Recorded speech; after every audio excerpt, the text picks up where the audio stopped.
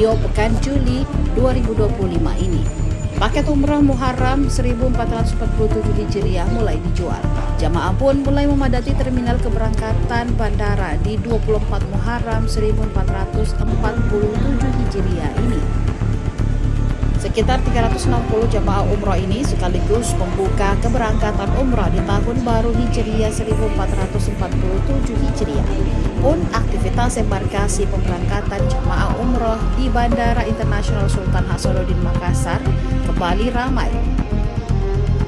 Di teras bandara, aktivitas loading bagasi jamaah mulai ramai sejak pukul 5.00 waktu Indonesia Tengah di Bandara Sultan Hasanuddin di Mandai Maros pada Senin 21 Juli 2025. Penerbangan JT92 UPG menuju Jeddah take off pukul 9.20 waktu Indonesia Tengah.